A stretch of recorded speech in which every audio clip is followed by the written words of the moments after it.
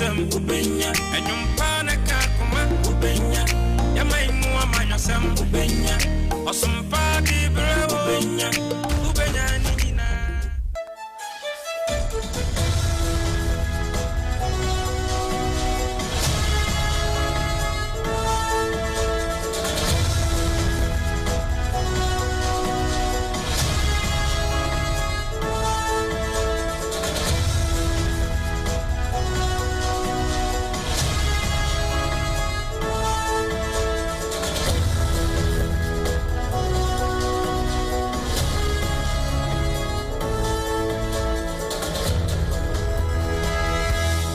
Ene dahono sompa butantim ahaya sompa 106.5 FM Accra Ghana de shimaima ya mambu nyina achi anopai ebraso se ye de sompa kasebo esomo na kasebo yi efri sompa 106.5 FM Accra no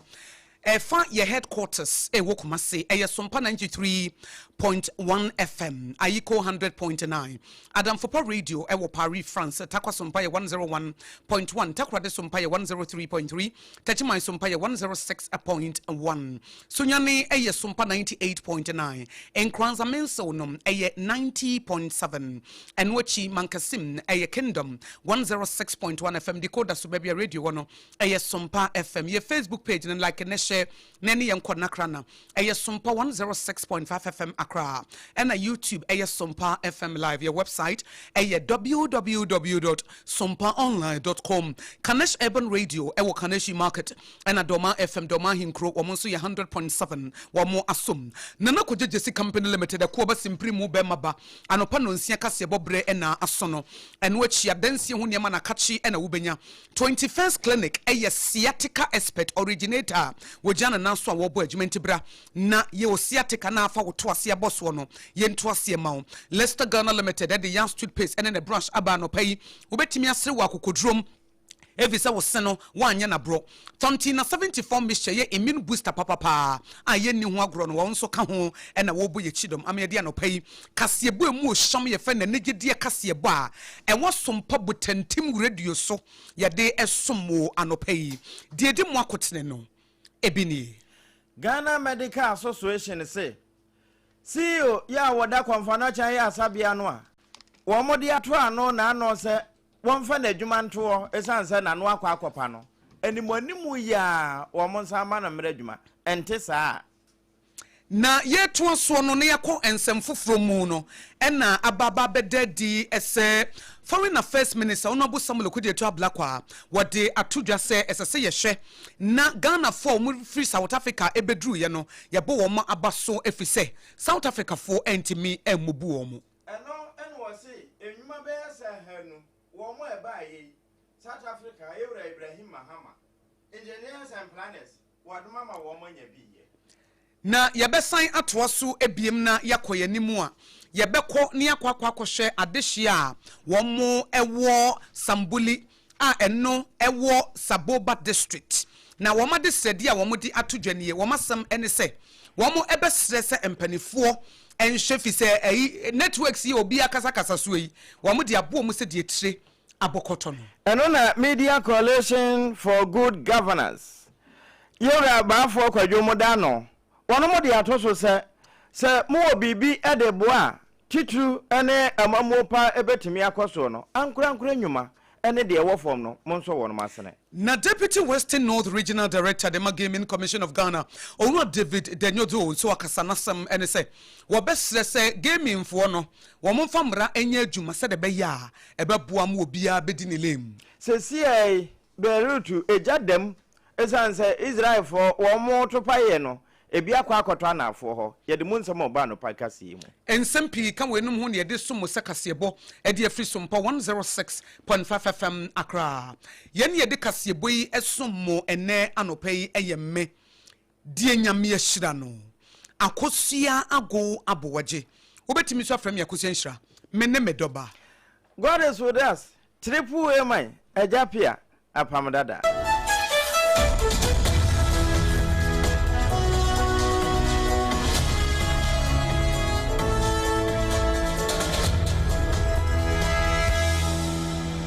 afe iwasomwe na nsem no yemfa emma unhu babia ne serewo ne na basawo Ghana Medical Association eno eye apomuden hwehwemufo wonu menim de wabene mu pa na woman yaje wo matomu a wo mo ne som ema yetimi ebonyare wa hodo kura ban a ema ye nchen na se bi nso bampo a wo mo san kira no aduro ema ye nya hoto ne ye san so nya ye nkwatafra no biu wo mo na e kasai na Chief Executive Officer Edema Konfanocha ya Sabia na no ewo SOMPA kase ya so na beto ja say accident and emergency unit ho ehwa ya ma nti wo mo nya ba bi nyi nipa nto na wo mo si ye no be syndrome na duru ho nti wo mo nya amanfo no ni gina na wo mo san be ka so 24 hours pe wo mo timi atoto nema ama wo mo san biebio ye adwuma afa ko wie ya na krata afiri apomuden aso ya ba se papa no mfa na adwuma nto ho ana dokotafo a wo mo wana asese de ehia no mpanimfo nyo no wo mo nya yidie ene asotwe ne emu ntwensen no ente sa wo mo nso beti atua apanimpa ne nuane ampa papa no wo ma twena sensen besa na wotwe mienu mo na dokotafo no nso abontere ne se wo beti atua Ghana Medical Association for se mpanimfo mpane ton ene noa na wo mpese o man ya pomuden etimi gina ye titru ene efirimfimfiri ho akwa na afo ho ekosi na tifin dia wo mo ma papa Bedu For us, it shouldn't even have been occasioned in the first place for us to go all the way through this process of saying that you are meeting the person to admit he has flouted directive or not. You see, we are establishing a certain precedence where if we do not take care, managers of facilities are going to be robotic. Remember, some of your reporters went to Kolebu not long after the unfortunate Imisa Atta incident, where Kolebu management had given a directive that no patient should be turned away. Within days, if you remember, you were reporting that people were on the floor, on the benches, people were in ambulances queued up, the place was choked, and it was an eyesore. Then people started complaining about the fact that they were being treated in inhumane conditions. That is what, if we don't take care, we will continue doing. Dear Wakasa, one General Secretary, Edema Ghana Medical Association, GMA, Dr. Richard Salome. Yatwaka Sebonusua. Waswafo a wɔhyɛ amonone nsɛm soɔ ɛyɛ Honorable Samuel Kutetu Ablakwa Ghana fo a enam xenophobic attack ɛkɔ so South Africa na ɛsɛ South Africa fo bi asɔre sɛ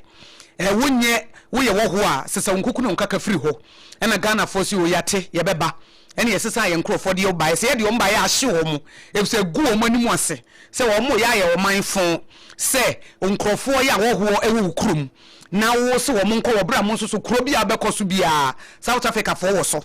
eti na ba sa na se gu wo mani ma se Ghana fo ase se o made hye afiri ho no eti anim guase e dia bra wo mo na hye wo mo ama mo dwene ho a ye nte ase na mo so nte ase ama ma kasa kasa ho ase Ghana fo ye pere ho dodo ye pere ho dodo adenti ne ye fa wo mo ne se monka ma no ntum ti Ghana fo ne bedru ye no e na Honorable Samuel Kutetu Ablakwa yo so afo hwamono ne nsem so ne wo mahia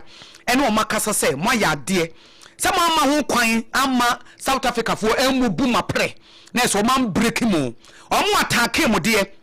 nanso mutimi hye mo ho so eye ne esefata eti wakasa de akire wo mu ahye mu kwan se South Africa for na empe wo mu a Ghana for de se do mu city bia ye pe ya de. You are all strong, you are all happy to be here, and those who were chasing you, attacking you, dehumanizing and depressing you, they could not break you, and that you are even stronger and you are ready for the challenge ahead. I want to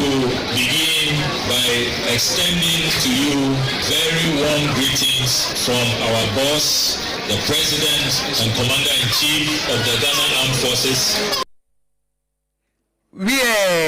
Eni ayeti ye eye Honorable Samuel Kutetu Ablakwa awo yo so for shamono ne nsem so no ne kasa ya SOMPA kasebo ye de asommo anopai kasebo a emu ede na ejina na so pa te se abansoro a asie tintim ye ne yeto adanse ho ne mafire ko ebogye si ho eno ne ye de sombo no SOMPA kasebo se mpremo na saa Ghana fo ya ye ko evacuate wo mo free South Africa bayi de ntia South Africa fo esu nyina ese Ghana for no wo mo enimu ntwa bi obisa drive mu a wo mo twa bi kura wo ko adwuma ekoye adwuma sama sika ba wo mbotom na nso South Africa for na etwa bi no otwa wi a wa ye mere na fe de aka ne nna na didi nkoa nti je obi koyo no wodi sika na bre no nde se Ghana fo ni ho no wo mu so papa na no na wo mu efiri ho bae enche bia be sa ha sa bae ya wo mu so be sa akofa bia ba be ka ho no na ebi no mu so wo mu nyuma ho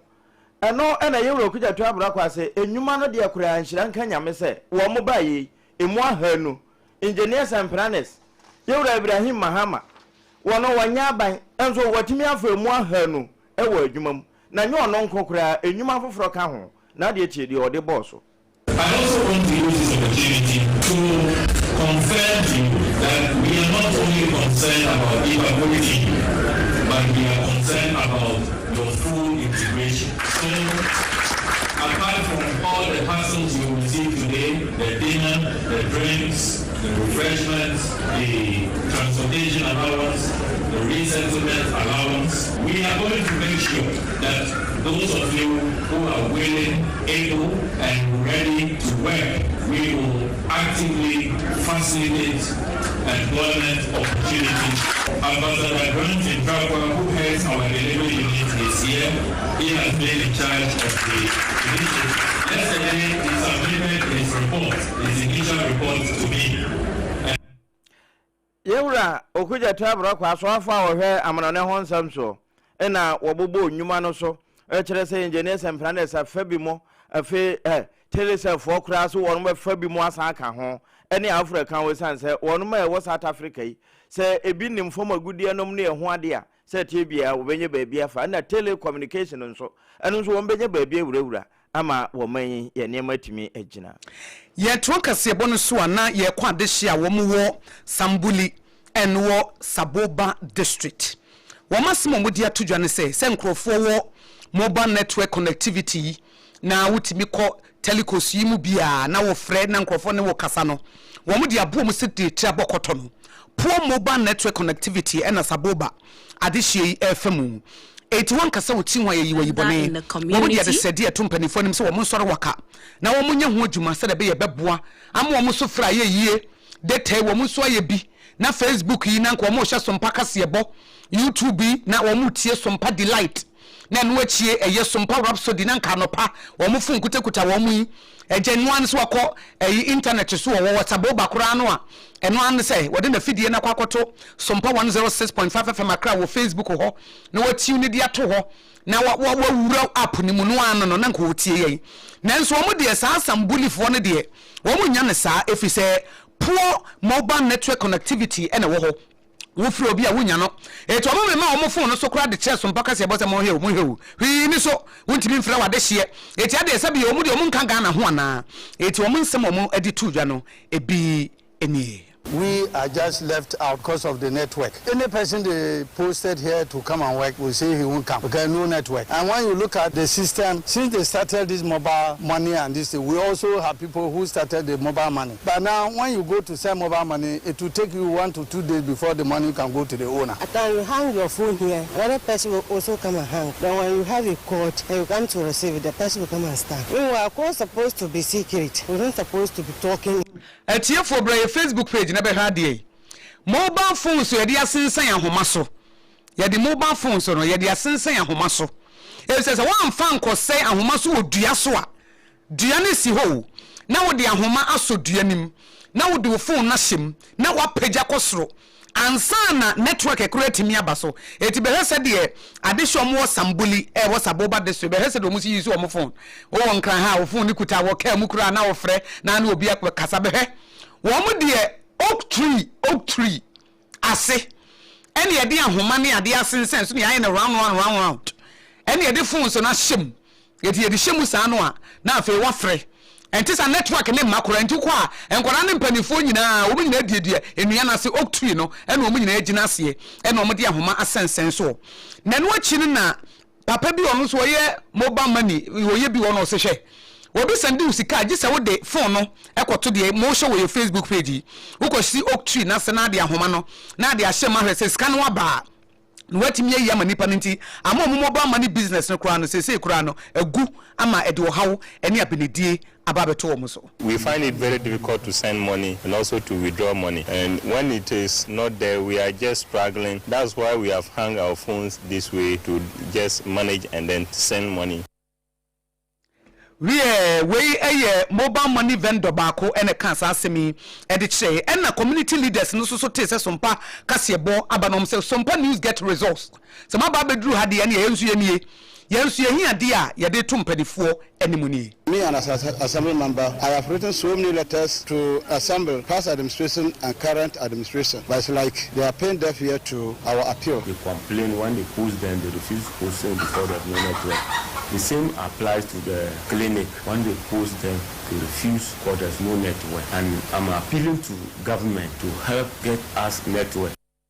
Enti Sambuli was a Boba district, the one northern region. Etifedo Mantamu. Womo ena sompaka sebo ye kopie ho a womo de womo hia de ato ye nimu womo se womo tete na mobile money no womo ntimi nya bi obi so fra wo ase bia sompa ye pese efru obi kura wo ha gise no kotena oktu ase na wodi asensen ahoma so ewodua na se na no kura na APAM DADAA ye na dwen senko frɛ abrantie bi wo northern region ho frɛ amfa network problem ye ante no na wo modi atodwa meka wo se sompa kasebo na wutie fi sompa 106.5 FM akra na yemfa sedama na kodwegye company limited wo ton adansie ho niema ko ba simpri mu ba ma ba se wo besi wo dan said ye si sompa akra no eti wo so bra na yensi na yesi ni abuild wo a wo hia adansie ho niema wo hia niema ye de ye wade ye disi dan o na ko ba simpri mu ba ma ba wasi ekoba wasi Jesus na dia soso eno ano no na kodwegye company limited wo ka ekoba wo si Jesus watawa dansie hu niema more than 30 years Ghana mantam dunsie ni nyina wo ho na no wote won yesi nkrofo bi se na naseme pese me bra wo cement ntise ni momo na wose mpacho me nyimomo ewo memfre obi aso mfa momo mreme oba ho na beto wade na watua ne ko ho na se obeye momo na se bia obi be fra wo phone so aka kire wo se me de roofing sheets bro me de iron rods bro me de fina na KJC company limited na e bra wo eti send me momo no wo se nya no kore womo ti se ye bo akoba simpri hu be ma ba adwumadi hu sompa nso age ba bia no e na omo se ye kofa ho didi womo nim se da na so business no wache wom e no se me de me kan se menye saa This waba ho aba beto ade eti ho asem eno no eti o manfo mu nyina yema yeni na wo se aboa wo na kodwegye company limited se akra na kuma se wo ho ene mantam dunsie ne nyina mu so wo pa futuo kwa fa so si dan a bra wo pa dansi ho de ma ne boda fom so abra trailer ne truck ahodo na no Central Steel for the chair no bed distributor na enya samwa fa no 02043 55040 02043 55040 na with them. Leicester Ghana Limited is no person na me hade. Me say no pa bia me challenge wa mo afa wosen. Anopa bia se wutie so mpaka se ebo a me challenge o am wa afa wosen. Ama ma hade. Sere ma me hwe. Na nka wunya white ne bia. Apam kra wo sere kra na se na ye kama. Wo frin kra nsan ba ye na wo sere a. Na wa they say what the white ne bi po ye no. They say wo ba na sie duase ne nyina agu abonten. And what they chiraden a wabenya whitening yas whitening no and a yas total care no ne de atwie se me so mra bi atwemu na me de ba ko bi na atwie nti na nka ya ma me sene so asene and me nya whitening no se be me se aya kama eti we de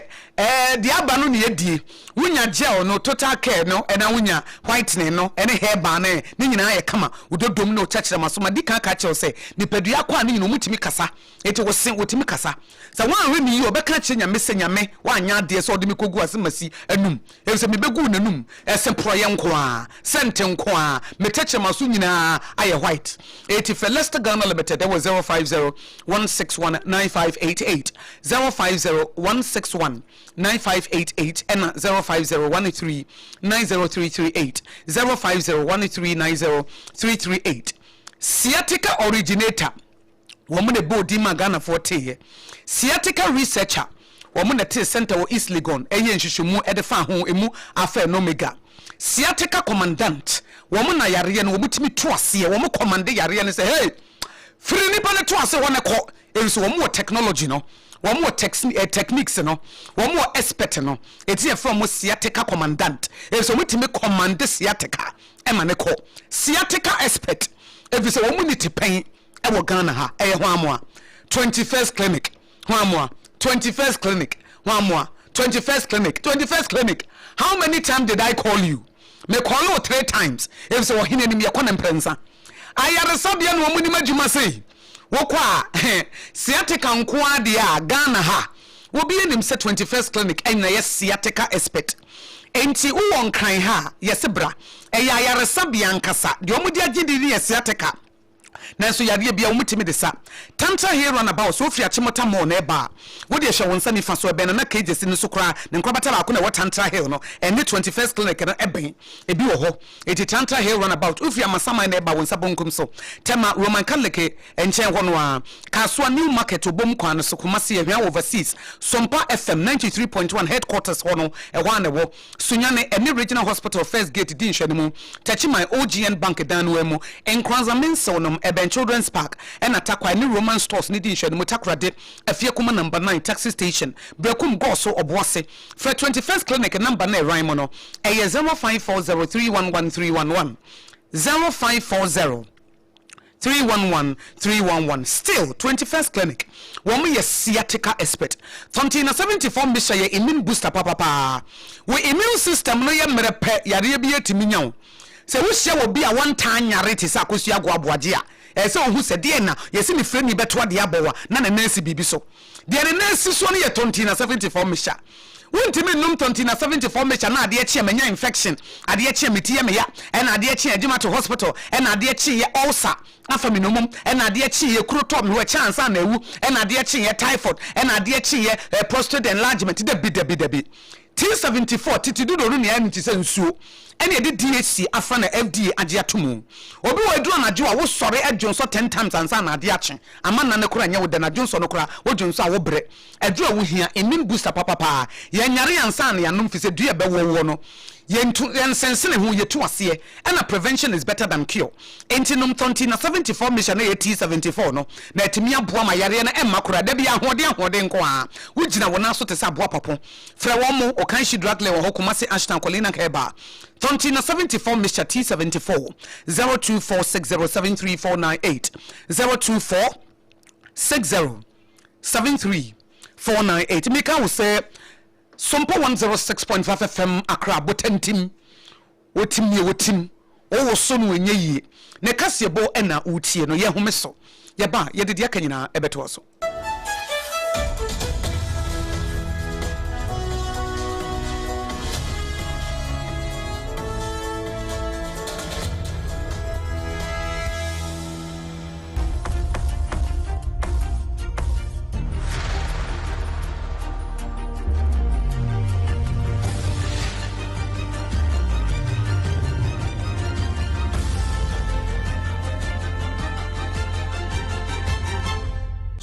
TV Emma Akatuapa enokre Emma Akatuapa ampa abusua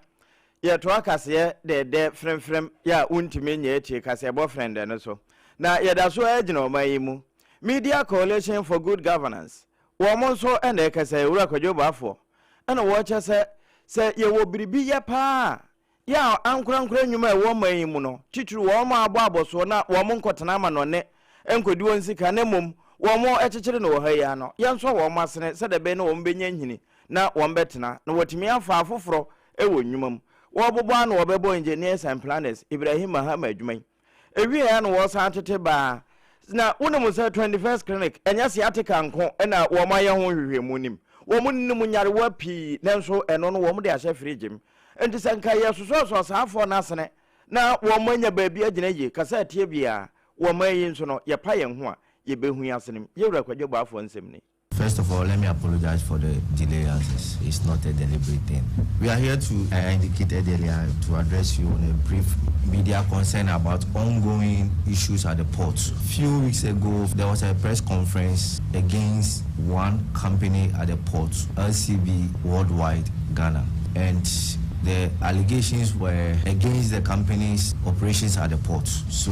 as a media organization, we thought it wise that we need to have a second look into the matter raised by those people who had a press last few days. So we also did our own checks and balances at the port to verify the allegations raised against.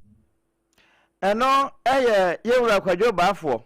one on a convener at the Media Coalition for Good Governance, and was a Nanu Ya, Ibinum and Central Shemu, and now one more one of my airport to Honobi. Eso bo se wo madwuma ne den na wo mo ye hwehwemu na so no sa adwuma ne ye ga na adwuma ene na adwuma wo hwe no sa bi o se no yonko a wotan wo ene se ho nti no ye mo asafo no mo sense ye betutu adwuma mu etu meka wo se Leicester Ghana Limited Nana KJC Company Limited 21st Clinic Fontina 74 mission ebo ye chidom am ye dia no pa no nsia kase bo na som wani gidi kase bo efi SOMPA 106.5 FM Accra.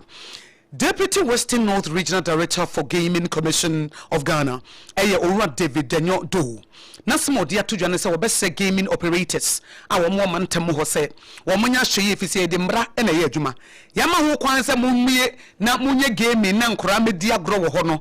Enno nkyerese mo betima ye ne mope. Ewu se gaming operators nation nso se ye womra. Eni kwanse wo man kwama akwada minus omoba. Omosi me baba be game akoda wo ko school wo junior high school primary school sisu osua de no wo se me bada bi eni kwansa ma akoda ne kwan na akoda ne ko nya ska wo he so wo de aba so wo de ba bebete e wo sa gaming ayi operator no ne nkora bata ho eti wo be stress sa de ne de eni kwansa ye so kora na wonim na wo busu de a ene wo license no aban betimi mpo age free unsem. What I'm saying is that with the minors, gaming is very addictive, and I think we need to protect our children so that they don't involve too much into the gaming activities, because the industry is very addictive. We advise that any operator that is operating any game of chance in this country must ensure that you abide by our KYC. Before you onboard anybody on their platforms, you need to take their Ghana cards. So enti wo se akwada bi eba no wo se wo ba ho se betting na se wo be bibia so otimi de na Ghana card kire sa akwada no ye minor osua primary school junior high school oni ho kwan so ba ro so ba bebeti na so be bibi sa na wo chekire mu Ghana Commission Gaming Commission of Ghana wo mu dwumadi a wo mu di no so no owura danyo do echekire mu sei e de kire ye se de be ye beboa ma manfo ate wo mu dwumadi ase ne wo bia mfamra no enhye ne nsam. As we speak now, we have a team of investigators and then inspectors, or let me say ICE officers, that goes round to monitor and ensure that at least the operators that we have in the municipalities are registered within our jurisdictions, and those who are not registered, we ensure that we bring them on board and help them to be part of our activities and we get them on board before. We Futua, Deputy Western North Regional Director for Gaming Commission of Ghana, Ora David Danyodo, Wade Emaya, was more for Kwam Yusu, Session Western North Region, what in Tim Edia Babeso Sompa Kasiebo. Abusia ye wiensam ne nyina abu no komwa amanone ne yewura na me wofa Benjamin Netanyahu akasa ne nkasa ye mu nyina no ofa nyantachi se yenka na ento adehye ne nyina som titu ene enure ya ansantwerefo enfre de a wo frɛ ene odo beto se mate se Beirut wo matoto paye bi ede kɔ hɔ a ɛhɔ no Hezbollah fo no ye ya na we na wo mo ne America ka bo mu no wo mabo won senka hokura wo mo nko isanse nkrofo no won nkrofo bi tete ho ni nyina no na Israel yese te se de Sodom and Gomorrah ye ya na Abraham wo sere ma Lot no mo ano wo sere so still ase Lebanon fo no nye wo madwene se wo mbesesa na enam sa so ama de wo mo totoko no ebi akwa sara won ne no na wakasa de kye se we ya wo mo kan ye wo mo frefra America se wono nso ka ho na America se ma Lebanon fa na no meto hwemu woni Iran tokwa won frɛ se wo mo meka ho ewom se woni Israel na aka bom na wo mo yode wo mo yode nanso se wo ma bi mfa no ho metum ne yese Lebanon ka ho wono nso mfa na no meto asundwe apa no mu a won frɛ wo mo nyina ba bi ogina no wono nso nye na adwuma na sundwe a wo hwehwɛ ede ama wiase nyina no entimi mram sense ebibe se wiase no eye wono mo dia nanso se de mu nsantie enura na asemu isi yeni eda so adi akiri de ebepie mu no paya so ne be yi ato wie kwantenti bia kopie kotia ne nsam na fe na wodi wa fidie na to sompa botantimu a na ye ka wo se de de summu e wani gidie kase bono de de makotene bi ene se honorable Samuel Kudeta Blakwa eye amonone esoafo na sem ne se Ghana fo mu fi South Africa baba bedru no o ma ya de se mfa woni se South Africa fo ba wo mo so o ma ma ho kwan ama o ma mubu wo mo a wo mo de kokoduru asan ba wo mo nchi Ghana Medical Association Yura Salome Richard doctor say yama Dr. Bedu ansa me na adwuma konfa no chan ya asabia de de be wura pomuden mo no wo man yi ntimi nsom Owa David Denyodo, and Oya Deputy Western North Regional Director for Gaming Commission of Ghana. Na futwa wadi amane se game no ya se yama ho kwan commission wo adwuma yo. Se we bie bi na sa akoda bi ba no e man no. Ma oni fa ne Ghana card nkyerɛw. Akoda wo primary school akoda aketwa 9 years o se me makop me ko bete. Ana se me economy ko bo game wo hanam dia piska. Etiamra na ya chiwa wo license no kra yebetimi agye free wunsam. Yero Kudeta Blakwa se won me free South Africa ba na anu ya isi wo mu nko nkuro nkwa chichiri wo mu kuro no emu be se ahanu de wo manya adwuma ye wo man yi Sambuli ewo Saboba district ewo northern part of the country o meye tefefem wo mo se just wo mo the phones esinsen oak tree enuase de ahomasom ansa na network no abento wo mo be se telcos ne se wo ma da wo mo nsoro wo mo tonkonso wo mo nyane na wo mo mra emeye wo mo moa esan se wo no me wo bie no kura esu na de ne bie de na wo ko ne se ye ko Israel ene America wo mo ntem de waka wo ntira pa hoyi se Lebanon Beirut nso to pa ne bia koka won ho nsam asore ye de betoa bra eni akiri ye ne de kasebo isomo no pai eye me de nyame yeshira no akosua ago aboagye obetimi so afami akosua nhira mmemme doba triple man APPIAH APAM DADAA Kasebo ifi SOMPA 106.5 FM Accra no efa ye headquarters ewo Kumase eye SOMPA 93.1 FM Ayiko 100.9 Adamfopo radio wo Paris France takwa SOMPA eye 101.1 Techima SOMPA ye 106.1 Sunyane SOMPA ye 98.9 Enkranza Musa wonom eye 90.7 Mankasim ye Kingdom 106.1 FM decoder so baby radio wono eye SOMPA FM ye Facebook page eye SOMPA 106.5 FM Accra and a YouTube ye SOMPA FM live your website www.sompaonline.com Kanish Urban Radio wa Kanishi Market and Adoma FM Doma Hinkro 100.7 Adoma Hinene Dom wa Majia Tumu Nana KJC Company Limited or to Densi Huniema Ebo Yechidom Leicester Ghana Limited Yas toothpaste in the brush 21st Clinic sciatica expert and then which is 74 mixture Ebo Yechidom yes always near the Jumedi Akanina at Waso